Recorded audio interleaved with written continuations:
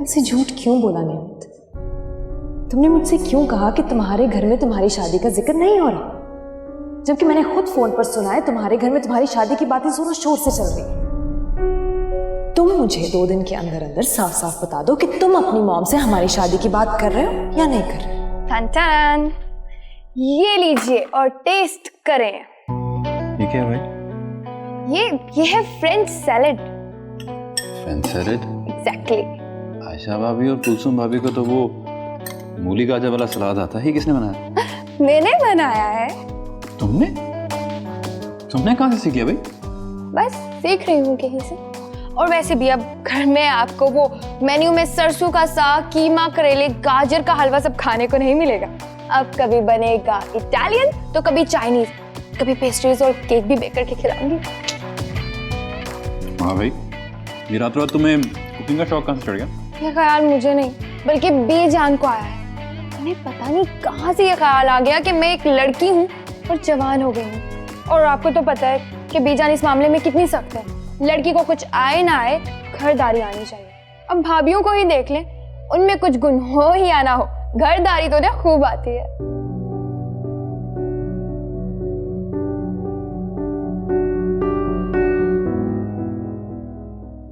अच्छा बाकी बातें छोड़ो, ये बताओ तुम्हें कुछ घरदारी वगैरह आती है कि नहीं? ये किस किस्म का सवाल है नेमत?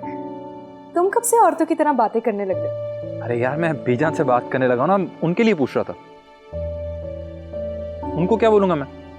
वही जो सच है। क्या? कि मुझे घरदारी नहीं आती। मैं एक क्वालिफाइड डॉक्टर हूँ और डॉक्टर की टफ स्टडीज की वजह से मुझे टाइम नहीं मिलता। यार ये बात मैं बीजान को नहीं बता सकता। तुम अब पढ़ाई से फारिग हो गई हो ना, तो कुछ कुकिंग वगैरह सीख लो। What do you mean कि स्टडीज से फारिग हो चुकी हो? अभी मेरी जॉब शुरू हुई है। मैं ये सब नहीं कर सकती और घरदारी सीखना कोई एक दिन का काम नहीं है।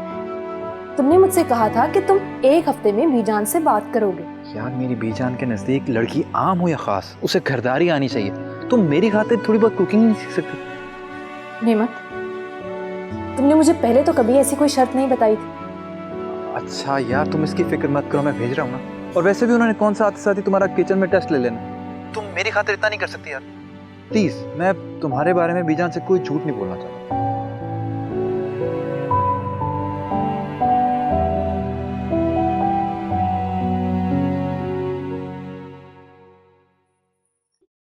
देखो बेटा, मैं रिवायती वालिदैन की तरह तुम्हारी पसंद नापसंद के आगे मुखालफत की दीवार नहीं खड़ी करना चाहती, क्योंकि मैं जानती हूँ इंसान अपनी पसंद और दिल के मामले में बेख्तियार होता है।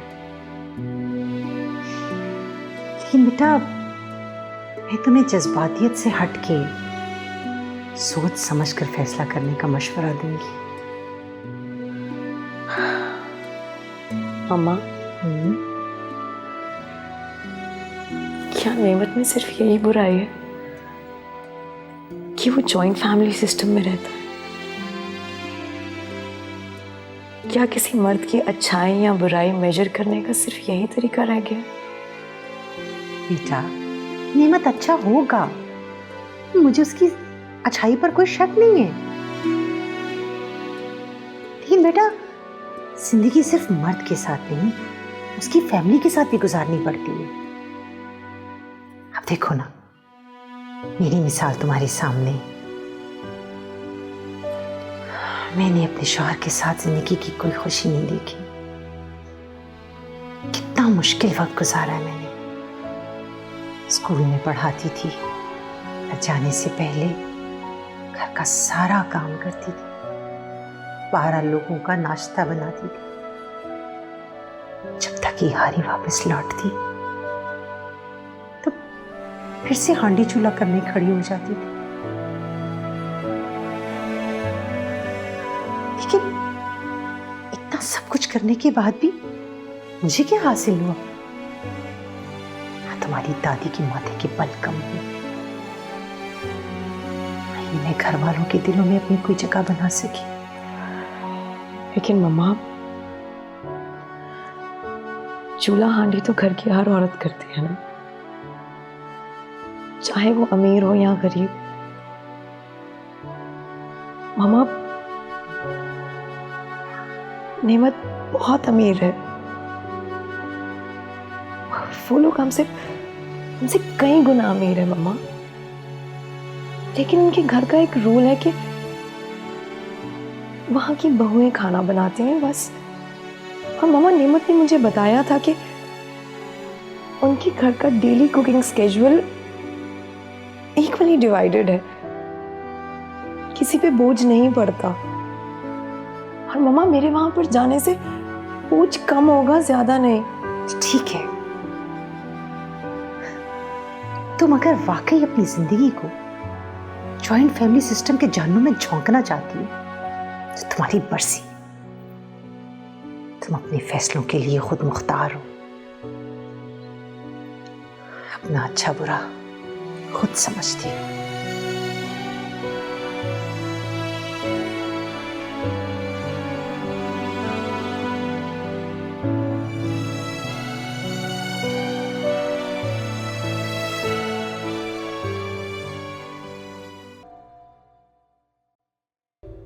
कुलसूम, जाओ जाके आयजा को उठाओ। इतनी देर तक लड़कियां सोती रहें मुझे बिल्कुल पसंद नहीं है। जी बीजान। सोने दे बेजान, थोड़ी सी तो छुट्टियां, फिर वही रूटीन, वही सब कुछ, और फिर पता नहीं कब तक चलेगा। क्या मतलब कब तक चलेगा? मैंने उसे आला तालीम दिलवा के कोई नौकरी करवानी है? हद हो गई। कोई ज़रूरत नहीं है। अगर कल उसका रिश्ता आ गया तो मैं उसकी कल शादी करवा दूँगी। लेकिन बेजान, उससे तो डॉक्टर बनने का शौक है। बस कर दो, सब जानती हूँ मैं। आयजा का बुरा भला मुझे अच्छी तरह पता है। आयजा, इसमें रोने वाली क्या बात है? बीजान ने सिर्फ बात ही तो की है, कौन सा कल ब्याहने वाली है वो तुम्हें? और शादी ब्याह तो बड़ा खुशी का मौका होता है। तुम्हें पता है, हमारे यहाँ जब लड़कियों की शादी की बात छिड़ती है ना, तो उनकी तो रातों की नींदें उड़ जाती हैं। भाभी, ये आपका घर नहीं है, हमारा घर है ये। और वैसे भी ये जरूरी नहीं कि जो रिवाज वहां चलता है वो यहाँ पर भी चले।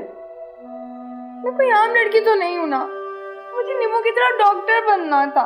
ओ बीबी, शुक्र करो कि बीजान ने तुम्हें अपनी मनमानी करने की इजाजत दे रखी है, वरना तो इस घर में किसी को बोलने तक की इजाजत नहीं है। और मैं तो कहती हूँ तुम खुशकिस्मत हो जो यहाँ से शादी करके दूसरे घर चली जाएगी। हो सकता है वहां तुम्हें माहौल आजाद मिले। मैं तो कहती हूँ आयजा, चट मंगनी पट ब्याह कर लो। मैं यहाँ से कहीं नहीं जाने वाली, सुना आपने? कहीं नहीं जाऊंगी मैं।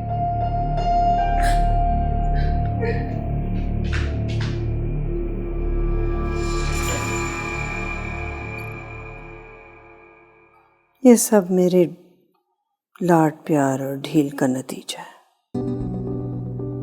मैंने नेमत को बहुत ढील दी। बड़ा लाडला है ना वो मेरा। हाँ। लेकिन इसका बहुत बुरा असर होगा बाकी बच्चों पे। मुझे इतनी डील नहीं देनी चाहिए थी इसे। मुझे चाहिए इससे पहले कि इस खानदान पे कोई असर पड़े और बाकियों में ये शबाहत नजर आनी शुरू हो, मैं इसको यहीं रोक दूं। मेरा कसूर है।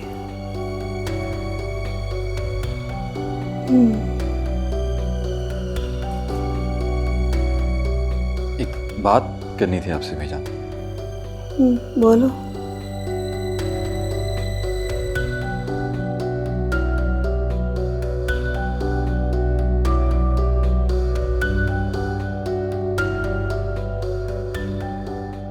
बेजान, वो दरअसल मैं चाह रहा था कि आप नेमत, मैं तुम्हें पहले ही बहुत ढील दे चुकी हूँ। तुम मेरे लाड प्यार का नाहक फायदा उठाते हो। इससे पहले कि बाकी बच्चों पे इस बात का असर हो, यहीं रुक जाओ। मगर बेजान, मैं तो नहीं नेमत, मैं तुम्हें आयजा के बारे में जो कह चुकी हूँ बस वही है। इसके बाद हम इस मौजू पे बात नहीं करेंगे। बस अब रहने दो इस बात को। मगर बीजान मैं तो बस सर में दर्द हो रहा है, अब तुम जाओ।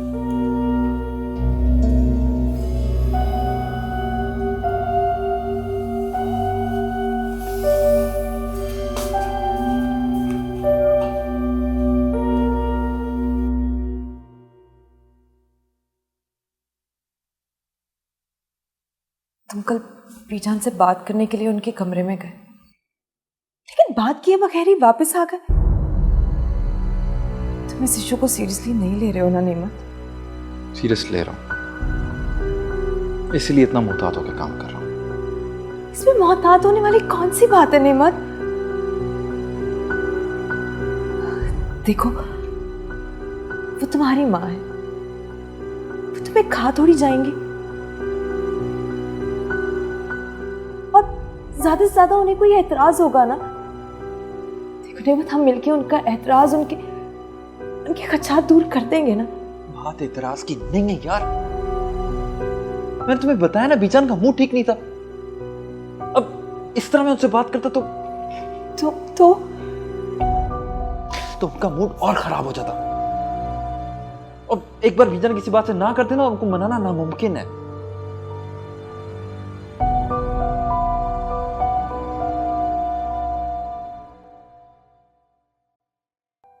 अरे पार्टनर कहाँ हो यार? तुमने तो चाइनीज खिलाना था आज। वो चिकन कोरमा देख के मेरा तो मूड ऑफ हो गया यार, खाया ही कुछ नहीं मैंने। मैं 2 दिन से कुकिंग क्लासेस में नहीं गई, और वैसे भी चाइनीज भी ट्राई नहीं किया मैंने। पर अगर आपको इतना ही शौक है खाने का तो जाए ना, बाहर से जाके खा ले। हाँ तो मैं अकेला थोड़ी जाऊंगा ना, आओ चलें। नहीं, मैंने नहीं जाना। मैं बीजी से नाराज हूँ और उनको एहसास दिलवा कर ही रहूंगी अपनी नाराजगी का। इसीलिए मैंने सोचा है कि बीजी के सामने कमरे से बाहर निकलूंगी ही नहीं। यार तुम्हारी नाराजगी बीजान से है ना, मुझसे तो नहीं है यार। मेरा काम क्यों खराब कर रही हो? उनका मूड क्यों ऑफ कर रही हो? मैंने कौन सा काम खराब कर दिया आपका? अच्छा ये मैं तुम्हें बाद में बताऊंगा, अब चलो। नहीं यार कौन सा बीजान 2 दिन में तुम्हारी शादी करवा देंगे यार? उनके मेयार पे कोई लड़का पूरा उतरेगा तो तब ना उनको कोई लड़का पसंद आएगा ना तुम्हारी शादी होगी। और वैसे भी तुम्हारी शादी तुम्हारी मर्जी से होगी, मेरी मर्जी से होगी। And that's a promise. Okay Ammu ठीक है? यस। चलो। मामा, अरे ये क्या है? खाना है मामा, मैंने बनाया है।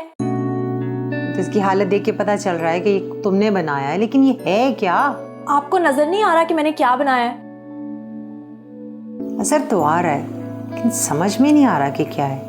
मामा, चिकन और रोटियां बनाई है मैंने। चिकन?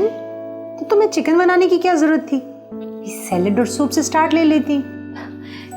क्योंकि मामा, नेमत ने मुझसे कहा था कि उसके घर में ऐसे ही रिवायती खाने बनते हैं, तो अपने खानों की इब्तिदा तुम ऐसे ही खानों से करो। ओह, टिपिकल सोच। अच्छा ना, आप चख कर बताएं कैसा है।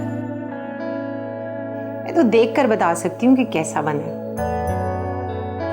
चाहे मैं आपसे बात नहीं करती, आप हमेशा मेरा मजाक उड़ाती रहती हैं। अच्छा मैं खा के देखती हूँ, नाराज मत हो। नहीं, कोई जरूरत नहीं, मैं नेमत को कहूंगी, वो ही टेस्ट कर लेगा। अरे सुनो तो।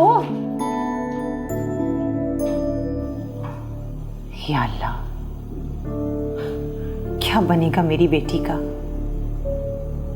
मुझे तो हालात ठीक नहीं लग रहे।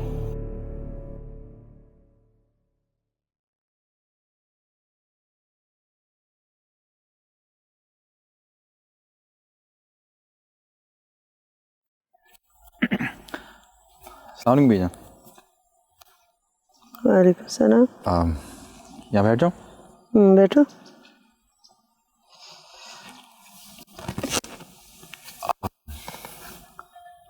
आज मौसम बहुत अच्छा है बीजान। इसीलिए मैंने सोचा कि मैं चाय भी बाहर पीऊँ और यहीं बैठ के अखबार पढ़ लूँ। बीजान, एक बात करनी थी आपसे, अगर बुरा ना मनाए तो। फिर कोई फरमाइश लेके आए हो? नहीं, फरमाइश तो नहीं, बस एक गुजारिश करनी थी बीजान। बीजान, मैं जानता हूँ कि आपके कुछ असूल हैं जिनके तहत आप ये घर और इतना बड़ा सेटअप चलाती हैं, मैं हरगिज़ उन असूलों के ख़िलाफ़ नहीं जाना चाह रहा, लेकिन फिर बीजान मैं जानता हूँ कि आपने जो भी फैसले किए हैं हमारे लिए, सबके लिए बहुत अच्छे किए हैं। जिसकी शादी जब जहाँ जिस वक्त आपने चाहिए वहीं हो गई है, और बहुत अच्छे फैसले थे ये। लेकिन बीजान, कुछ फैसले ऐसे होते हैं कि इंसान अपनी ख्वाहिशात के हाथों मजबूर हो जाता है। तुम्हारी बात समझ सकती हूँ मैं, लेकिन पूरी तब करूँगी जब वो हमारे असूलों के खिलाफ ना हो। जी बीजान, मुझे आपसे यही तवक्को थी। तुम आयज़ा से कह दो कि उसके पास 2 साल हैं, वो इन 2 सालों में जितनी पढ़ाई करना चाहती है पढ़ ले। उसके बाद हम कुछ नहीं सुनेंगे। उसके बाद बस उसकी शादी हो जाएगी। 2 साल हैं, जो करना चाहती है कर ले। बीजान, ये यानी मैं मजीद 2 साल तक अपनी जिंदगी जी सकती हूँ। ज़्यादा खुश होने की ज़रूरत नहीं है। 2 साल ऐसे गुजर जाएंगे और फिर तुम्हें जाना पड़ेगा घर छोड़ के, जान छूट जाएगी हमारी। निम्मू, अगर ये मौजा अभी हो सकता है तो 2 साल बाद भी होगा ना। आप है ना मेरा केस लड़ने के लिए। मुझे मजीद 2 साल तक एक्सटेंशन आप ही दिलवाएंगे, है ना? जी ज़रूर। अगर मैं 2 साल तक जिंदा रहा तो। क्या मतलब? Just leave it. सिर्फ 2 दिन रह गए हैं तुम्हारी डेडलाइन में। अगर इस दफा भी तुमने अपनी बीजान से बात ना की ना तो क्या करोगी तुम? मैं अपने कजन से शादी के लिए हाँ कर दूंगी। देखो यार, प्लीज ट्राई टू अंडरस्टैंड। मैं बहुत मुश्किल में हूँ यार। मैं जब भी बीजान से बात करने जाता हूँ कोई ना कोई मसला खड़ा हो जाता है, बीजान मेरी बात सुनती नहीं है। अच्छा, तुम कल मामा से मिलने आ तो रहे हो ना? याद है ना तुम्हें? हाँ याद है। अच्छा, प्लीज़ मामा से ऐसी वैसी कोई बात नहीं करना जिसकी वजह से कोई मसला हो जाए। मैंने वैसे ही उन्हें बहुत मुश्किलों से मनाया। अच्छा ठीक है, मैं कोशिश करूँगा। ओके।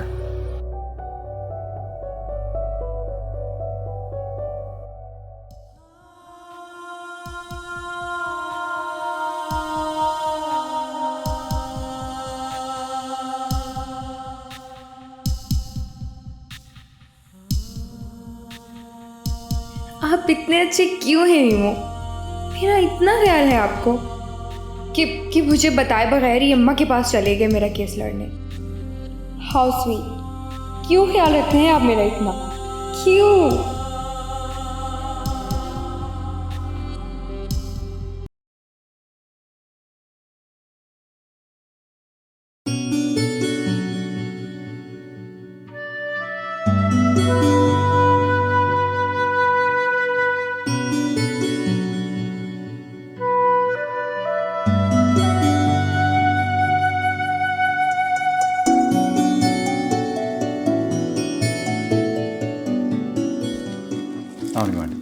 वालेकुम अस्सलाम। इस तकल्लुफ़ की क्या ज़रूरत थी? अरे नहीं आंटी, बैठो। तकल्लुफ़ कैसा? पहली दफ़ा आपके घर आया हूँ तो खाली आते तो अच्छा नहीं लगता था। पहली बार तुम आए हो तो अकेले नहीं आना चाहिए था। अगर अपनी वालदा को साथ लाते तो ज़्यादा मुनासिब था। लेकिन खैर, आजकल ज़माना तरक्की कर गया है। बच्चे पहले ही फैसला कर लेते हैं, माँ बाप को बाद में पता चलता है। सॉरी आंटी, वो एक्चुअली बीजान ने आना था मेरे साथ, लेकिन वो मेरी भाभी गाँव गई हुई है ना, और घर में कुछ मेहमान भी आ गए थे। लेकिन अभी थोड़े दिनों में इंशाल्लाह मैं बीजान को लेके आऊँगा आपके पास। तुम्हारे घर में अफराद कितने हैं? I mean, कौन कौन है?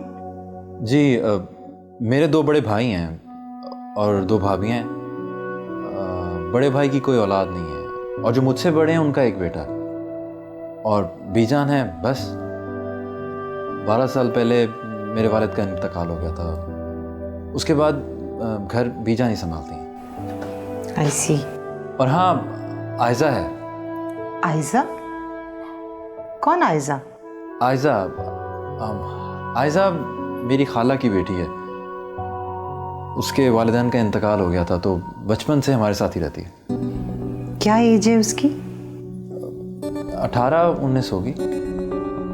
तुम तो कह रही थी कि ज्यादा अफराद नहीं है, ये तो अच्छा खासा कुंबा है।